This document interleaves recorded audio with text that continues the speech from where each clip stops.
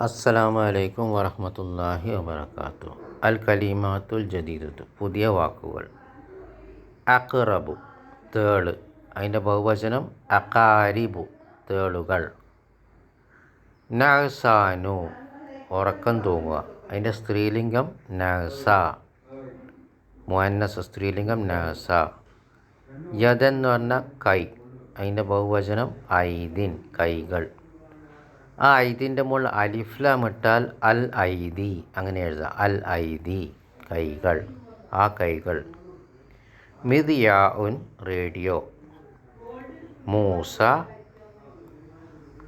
കത്തി. നളറ, അവൻ നോക്കി. യൻളുറു, അവൻ നോക്കുന്നു.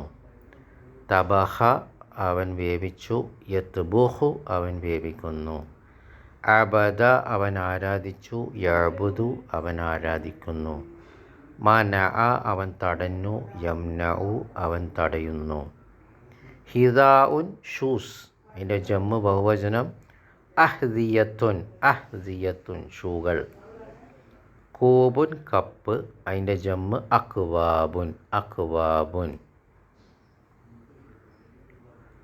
സൗജുൻ, ഇണ.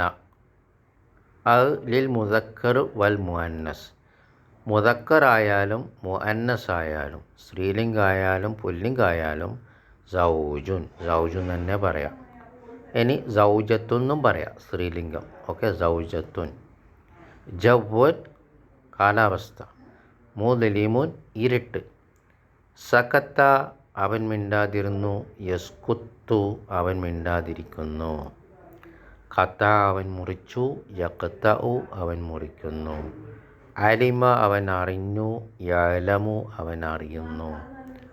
ആദ, അവൻ ശരണം തേടി. യഊദു, അവൻ ശരണം തേടുന്നു.